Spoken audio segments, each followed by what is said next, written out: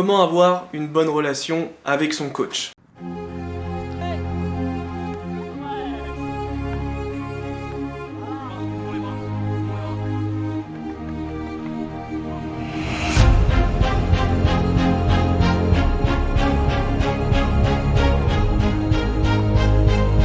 Avoir une bonne relation avec son coach est ultra important, que ça soit pour la saison à venir ou même pour votre future carrière, d'accord, et pour vos projets à moyen et long terme. Et je vais t'illustrer cette vidéo avec une citation de l'un des meilleurs joueurs du monde et de l'histoire qui est Lionel Messi, qui dit « Je me préoccupe plus d'être une bonne personne que d'être le meilleur joueur du monde ». Et ça, c'est ultra important et ça doit se ressentir au quotidien.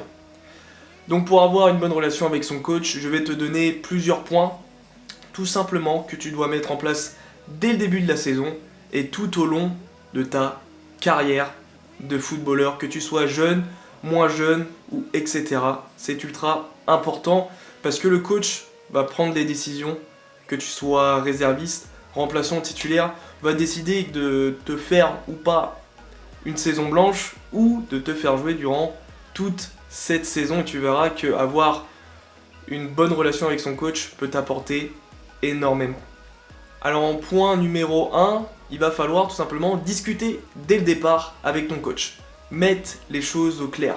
C'est ultra important parce qu'il faut tout simplement que tu te présentes déjà et que tu montres aussi tes ambitions.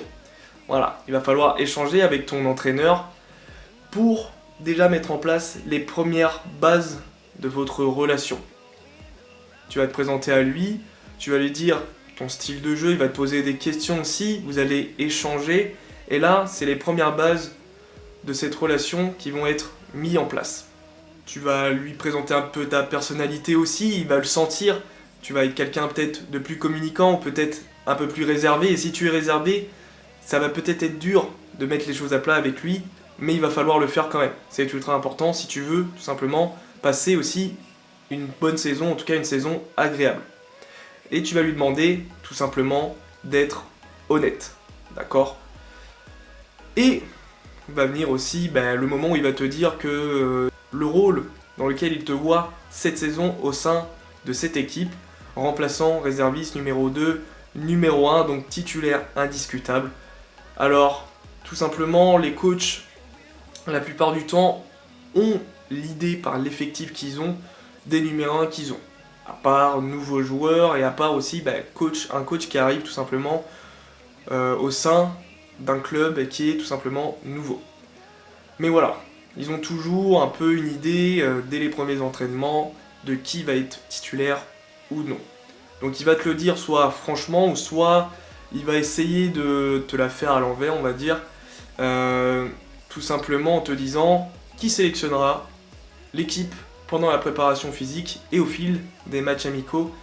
L'équipe va commencer à se dessiner, l'effectif va commencer à se réduire sur les matchs amicaux, vous allez venir à 22, prochain match 18, 16, 14, et là on va commencer à voir un peu une équipe qui se forme. Il va pas prendre trop de risques, ou soit dès le départ, il va te le dire qu'il compte réellement sur toi. Et c'est important tout simplement de mettre en place cette première discussion pour savoir tout simplement tout ça. Alors il peut ne pas être honnête, etc. D'accord, c'est possible, c'est arrivé, il y a quelques entraîneurs qui sont comme ça, mais vous, soyez honnête avec vous-même, c'est important. Et après avoir mis les choses au clair avec ton coach, on va passer au deuxième point qui va être tout simplement de lui rendre l'appareil quand il te fera confiance. À quel moment un coach te fait confiance? Tout simplement quand il va te mettre titulaire, forcément, d'accord?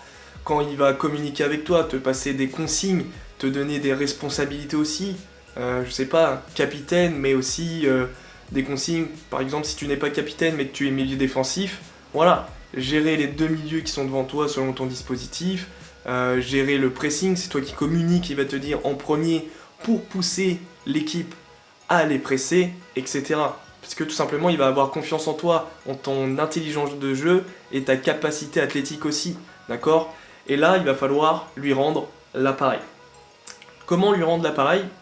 Là aussi, on peut dire que c'est simple, c'est tout simplement en t'arrachant sur le terrain, en mouillant le maillot, d'accord? C'est du classique, t'en as entendu parler, mais c'est ultra important, d'accord?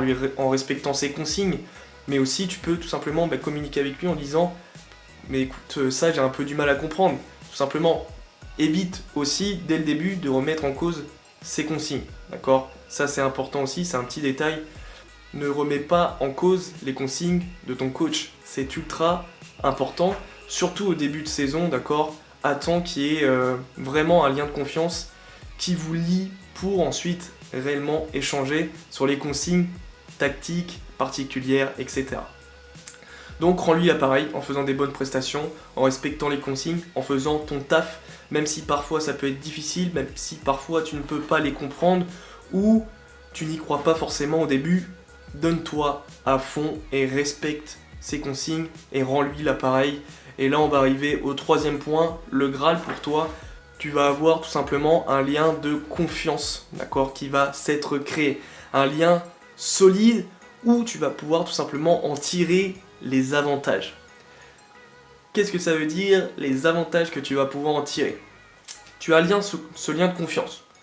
Le coach va commencer du coup à mieux te connaître, il va avoir confiance en toi et tu vas avoir confiance en lui. Parce qu'il te met titulaire et il te donne des responsabilités. Et en plus, de son côté à lui, tu les respectes et tu donnes tout sur le terrain. Et ça, il aime et il adore. Vous avez créé un échange, vous communiquez beaucoup. Là, tu vas pouvoir commencer à, je vais utiliser quand même une autre formule, remettre en cause, à pouvoir tout simplement échanger des consignes tactiques, voir ce qui pourrait peut-être correspondre plus à tel ou tel coéquipier, etc. Donc là, tu vas pouvoir enfin discuter avec lui des entraînements, de tes sensations. Il va pouvoir te mettre au repos au moment opportun, etc. Parce que vous allez tout simplement vous connaître. Et ça veut dire que tu vas pouvoir enchaîner les matchs.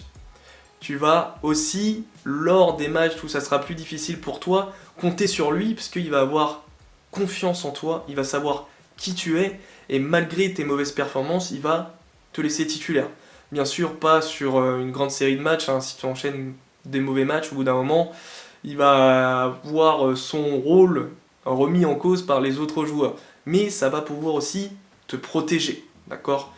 1 ou 2 matchs ou 3 matchs où t'es moins bien, lui, il va te faire confiance et te permettre tout simplement de te remettre dedans, d'accord? C'est ça qui est ultra important aussi.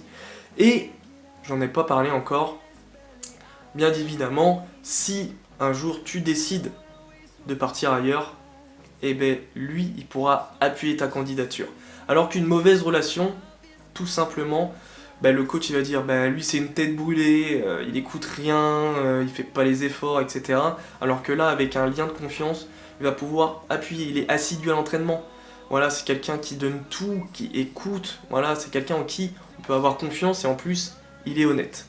Et pour ajouter un petit truc sur l'honnêteté, quand tu vas justement faire des tests ailleurs, parle-en au coach, au club, pour tout simplement ne pas faire quelque chose dans le dos et que ça soit mal pris et que ensuite on ne te fasse plus jouer, qu'on te rejette de l'entraînement et en plus si tu échoues à ces tests, à ces détections, si tu dois retourner dans ce club, sache que ça risque d'être moins agréable qu'avant. Voilà. Et petite parenthèse là aussi, n'hésite pas, s'il y a 2 coachs, justement profitez de ça.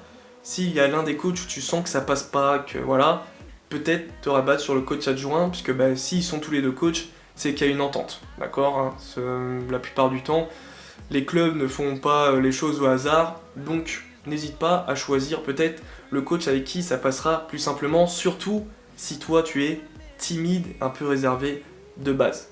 Voilà l'équipe. Pour résumer cette vidéo, tu as 3 points essentiels.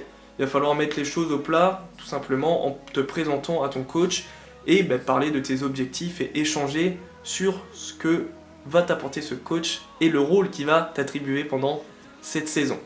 Le deuxième point, c'est tout simplement rendre l'appareil. Quand il t'a fait confiance, quand il a été honnête et que tu as été honnête avec lui, voilà, il va falloir le prouver aussi sur le terrain et lui rendre tout simplement, c'est très important. Et le troisième point, le fruit du travail, tu vas avoir un lien de confiance avec ton coach qui se sera créé, un vrai lien qui va pouvoir tout simplement te protéger et aussi t'aider sur ton avenir et sur tes objectifs futurs.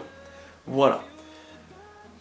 On n'oublie pas tout simplement de liker un maximum, de mettre le hashtag ensemble pour réussir. Et tous ceux qui sont intéressés, il y a toujours 2 séances type pour améliorer votre vitesse de séance type gratuite en vidéo. Le lien est toujours en bas dans la description si vous voulez commencer votre entraînement individuel. Voilà l'équipe, merci encore, passez une bonne semaine d'entraînement, enchaînez bien les matchs amicaux ou en tout cas débutez bien votre championnat pour ceux qui sont en national par exemple. Allez, ciao l'équipe!